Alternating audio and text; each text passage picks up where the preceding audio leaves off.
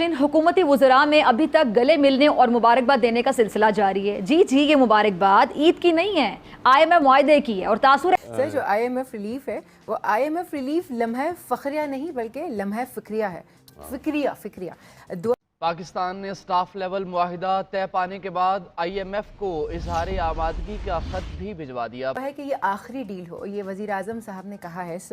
क्या हकीकतन ऐसा है? ये आखिरी डील तो नहीं हो सकती। मेरा ख्याल है कि नहीं, पाकिस्तान की मईशत की जो हालत है इस वक्त, हमें ये जो शॉर्ट टर्म के तौर के ऊपर तो IMF के पास जाना पड़ेगा। तारिक साहब, पाकिस्तान जो है वो 23वें IMF के प्रोग्राम में जा रहा है। ये कोई अच्छी चीज नहीं है। पाकिस्तान ने 21 प्रोग्राम जो हैं वो इसके भी कंप्लीट नहीं किए। हमें शायद मिड टर्म के लिए भी जाना पड़ेगा, इसके बाद भी आपको जाना पड़ेगा। मतलब हम लोग मेंटली प्रिपेयर हैं कि जाना तो है।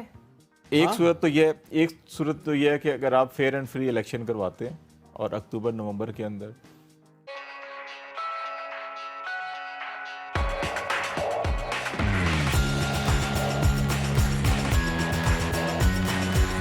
तासुर ऐसा दिया जा रहा है कि पाकिस्तान तरक्की के शाहराहों पर दौड़ने लगेगा। ये इसी तरह है कि मरीज का वेंटिलेटर हटाए जाने पर शादियाने बजाने शुरू कर दिए जाएं और इस ढोल ढमक्के से शायद वोटर तो खुश हो जाएंगे, लेकिन कर्ज के मरज में मुब्तला मईशत को ठीक होने में अभी लंबा अरसा दरकार है। और मईशत को सुधारने के लिए जो काम ज़रूरी हैं उनकी तरफ तो कोई तवज्जो नहीं है।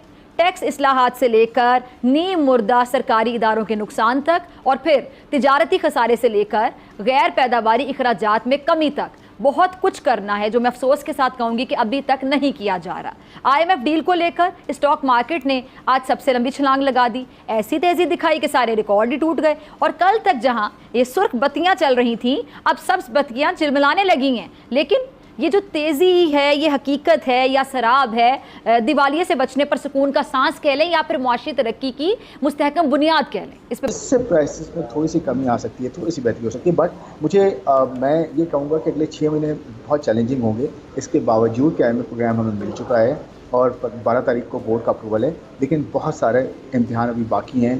यहाँ से चैलेंजेस शुरू होते हैं। ये चैलेंजेस कम भी किए जा सकते हैं। गवर्नमेंट अपना अगर खर्चा कम करे, एक इन्वेस्टमेंट स्ट्रेटजी लेके चले कि ये हमारे पास एसेट्स हैं, ये हमने सऊदी अरेबिया को देने, UAE को देने, कतर को देने, वहाँ से डॉलर का इनफ्लो आए, उसकी बेसिस पे रुपये में थोड़ी बेहतरी आती तो फिर महंगाई में कमी हो सकती है। अदरवाइज ऑफ कोर्स अभी भी चैलेंजिंग टाइम है, अभी तो शुरुआत है। जी जी, अच्छा खुर्रम साहब, इस तरह ये भी बताइएगा, जो हुकूमत ने माजी की हुकूमतों की तरह ये जो मुश्किल फ़ैसले हैं ये अगलों पर छोड़ दिए हैं, तो हम कब तक ये मुआशरे की हकीकतों से मुँह छुपाते फिरेंगे? अब आज जो वज़ीर आज़म ने काबीना इजलास में जो स्टील मिल का नाम लिया है, लेकिन इसके बारे में कोई फ़ैसला नहीं कर पाते हैं, तो क्या नाम लेना काफ़ी होता है? फ़ैसला नहीं हो पाता है, फिर अगला सवाल ये आता है कि कौन रुकावट है? ये बड़ा इंपॉर्टेंट जो है क्वेश्चन आपने किया है कि हमारे पास जो पब्लिक सेक्टर एंटिटीज़ हैं, चाहे वो PIA हो, अभी तो मेरे ख्याल में जहाज़ लेने की बात हो रही है, मेरे ख्याल में तो उसको जहाज़ लेने की जगह उसे जो है हमें जल्द से जल्द या तो उसे प्राइवेटाइज़ करें या फिर एटलीस्ट बेयर मिनिमम लेवल पे ले आएँ, ताकि एटलीस्ट लॉसेस हमारे कम हो जाएं। तो चाहे PIA हो, पाकिस्तान स्टील मिल्स हो या दूसरे इदारे, पाकिस्तान रेलवेज़ हो, इनके एसेट्स भी अच्छे खासे हैं, ज़मीनें भी हैं बहुत ज़्यादा, at the same time liabilities भी हैं। तो मेरे ख्याल में इनका जो खर्चा है पूरे साल का, जो हमारे बजट पे जिसका असर आता है, वो तकरीबन कोई 500 से 800 अरब रुपए हम साल का इन पर खर्च करते हैं। कम से कम मैं बात कर रहा हूँ, ये 1 ट्रिलियन रुपीज़ तक भी गया है, यानी कि 1000 अरब रुपए तक भी गया, उससे ज़्यादा भी गया। तो सबसे बड़ा प्रॉब्लम जो है ना इकॉनमी में 3-4 हैं जो कि गवर्नमेंट के ही अपने ऊपर आते हैं।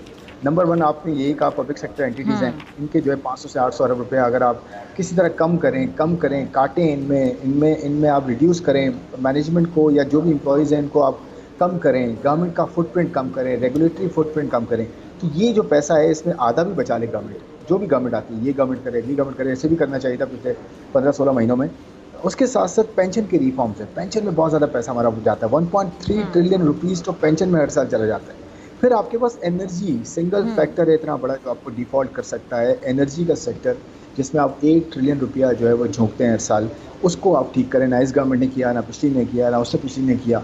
मखलूत हुकूमत जो बनती दिखाई दे रही है आगे जाके, कि मतलब किसी को अक्सरियत मिलने का कोई अभी फिलहाल चांस नज़र नहीं आ रहा है। फिर ऐसे में ज़ाहिर बात है, मखलूत हुकूमत बनेगी, किसी की अक्सरियत नहीं होगी, तो फिर जो काम लिया जाएगा तो मसलहतों के तहत काम लिया जाएगा, और फिर जो अहम फैसले हैं वो यकीनी तौर पर कोई मसलहत के भेंट चढ़ेंगे, कोई सियासत के भेंट चढ़ जाएंगे। ये डॉक्टर साहब बड़ा अच्छा आपका पॉइंट है कि जो कोलिशन गवर्नमेंट्स होती हैं या गवर्नमेंट को मेजॉरिटी नहीं होती तो वो डिसीजन नहीं ले सकती। मैं थोड़ा सा डिसएग्री करूंगा इस पे, और आपको मैं एग्जांपल देता हूँ हिस्ट्री के साथ अच्छा। कि ऐसा कंट्रीज जी, ने किया please। भी है। देखिए इंडिया की एग्जांपल आपके सामने है, हम इंडिया को अक्सर कोट कर रहे हैं, प्राइम मिनिस्टर साहब ने खुद भी इंडिया को कोट किया कल, वो जो परसों प्रेस कॉन्फ्रेंस कर रहे थे उसमें आपने नोट किया कि इंडिया 1991 में सिर्फ एक बार IMF के पास गया है अपनी हिस्ट्री में, और IMF के बाद उसने पीछे मुड़ के नहीं देखा उसके बाद। क्यों? क्योंकि वो फंसे थे और उन हालात को उन्होंने अपॉर्चुनिटी जाना। और उसमें क्या था आपको पता है? उस वक्त मखलूक हुकूमत ही थी नरसिम्हा राव की। तो उसने किया क्या? उसने ये किया कि उसने एक कॉम्पिटेंट टीम डाली कि 4-5 लोग जिनकी इंटीग्रिटी, जिनकी कॉम्पिटेंस पे कोई शक नहीं था, उस वर्ल्ड रिनाउंड लोग जो अपने और लोकल थे, उन्होंने उनको इकट्ठा किया। कुछ चंद इंपॉर्टेंट एरियाज़ होते हैं, चाहे सेंट्रल बैंक हो, मिनिस्ट्री ऑफ फाइनेंस हो, इन्वेस्टमेंट हो, प्राइवेटाइजेशन हो, उन पे लोग डाले उन्होंने और उन लोगों को ये एम्पावर किया कि देखिए आप अपना काम करें, पॉलिटिकली मैं संभालूंगा, पॉलिटिकल राइवल्स को या मेरी जो कोलिशन गवर्नमेंट है उसको मैं जोड़ के रखूंगा, आप अपना काम करें। और आज देखें इंडिया कहाँ खड़ा है, और उसके अगले 10 साल में भी देख लें, पिछले 10 साल जब से उसने ये डिसीजन लिया। तो मैं ये कहता हूँ कि कोलिशन गवर्नमेंट भी चल सकती है, लेकिन उसको जो हेड कर रहा है, जो लीड कर रहा है, वो अगर विल है उसके पास कमिटमेंट है, उसके पास स्किन इन द गेम है, वो कर सकता है। उसे पता है कि जी मैं अच्छे लोग डालूं, उनको एम्पावर करूं, पीछे उनकी बैकिंग करूं और पॉलिटिकली मैं संभालूं, तो सब कुछ हो सकता है। तो कोलिशन गवर्नमेंट में भी मैडम मैं ये कह रहा हूँ डॉक्टर साहिबा के काम हो सकता है।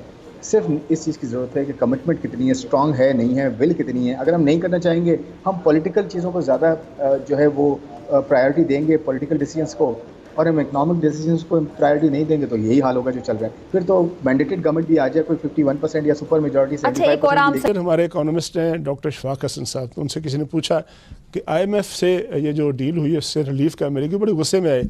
उन्होंने कहा कि डील IMF से कभी रिलीफ नहीं मिलती, ये कभी अवाम के फ़ायदे के लिए नहीं होती, अवाम के ऊपर बोझ पड़ता है। तो एक तो बताइएगा कि आप इस बात से किस हद तक एग्री करते हैं कि ये रिलीफ कहाँ होती है? तो ये कर्ज़ होता है और कर्ज़ हमने वापस करना होता है। तो ये फिनोमेना जो है कि जो रिलीफ मिल रही है और इससे बड़ी खुशी के जो है वो ढोल बजाए जा रहे हैं, इससे आप किस हद तक एग्री करते हैं? IMF के तो पहले तो जो पाकिस्तान के सब लोग हैं ना, वो ये समझें कि ये मिसनोमर है कि पाकिस्तान ने समाओ कोई 22 प्रोग्राम किए हैं, कतई तौर पे नहीं। पाकिस्तान ने जिंदगी में एक प्रोग्राम कंप्लीट किया है, वो 13-16 का प्रोग्राम था। इन्हीं की हुकूमत थी, क्योंकि मैं एडवाइजर था तो आई नो एग्जैक्टली कि हम उसको कैसे चलाते थे। सो अगर रिफॉर्म्स IMF के अच्छे भी हैं तो आपने तो वो कभी वो भी नहीं किए। सो पहली तो ये बात याद रखें। नंबर 2, जहां पे खड़े थे मेरे 12, 14, 18 महीने के कोई इंटरव्यू निकाल लें, मैंने हमेशा कहा है आप जो मर्जी कर लें, इंटरनेशनल आर्किटेक्चर जब भी कोई मुल्क बैलेंस ऑफ पेमेंट्स के चैलेंज में आता है, आज $4 अरब के ज़खायर हैं, अगर चाइना ने रीप्रोफाइलिंग और रीफाइनेंसिंग ये 2 काम किए आपके साथ, इंटर गवर्नमेंटल फंड्स और कमर्शियल फंड्स ना किए होते तो आप अनटेनेबल अनकंफर्टेबल पोजीशन में होते। लेट्स से कि ये डिफॉल्ट का रिस्क ना गिरता, रुपया इसी तरह आगे चलता रहता जैसे चल रहा था, और खुदा न खास्ता IMF is the insurance today you got for not defaulting in the next 9 months. अगर आप इसका काउंटर सोचिए कि खुदा ना खास्ता डिफॉल्ट कर जाते, तो अभी मेरी बेगम श्रीलंका को एडवाइस कर रही है, तो उनकी हालत यह है, उनकी बड़े सीनियर लोगों ने उनको कहा, मैं नाम नहीं ले सकता, मैं ले भी दूंगा किस दिन, कि मेक श्योर कि यू डोंट डिफॉल्ट। दूध के लिए लाइनें लग जाती, पेट्रोल की कीमत तो क्या मतलब दस्तयाबी ना होती, उन्होंने उसको राशन करना है। सो बिल्कुल समझने की कोशिश कीजिए कि ये अच्छी चीज तो नहीं है, बट आपको इस वक्त रिलीफ क्या है? वो ये है कि पेट्रोल मिलता रहेगा, एक जो इस वक्त कीमत है इसके इर्द गिर्द मिलता रहेगा, बिजली के निर्खों में तब्दीली करनी पड़ेगी पर बिजली आती रहेगी, गैस के निर्खों में तब्दीली करनी पड़ेगी पर गैस आती रहेगी। आप समझते हैं कि हमें चले महंगा सही अर्जा सही, लेकिन कम से कम हमें जो ज़रूरत ज़िंदगी है वो इस डिफ़ॉल्ट से बचने की वजह से मिलती रहेगी, चूँकि वक्त थोड़ा कम है।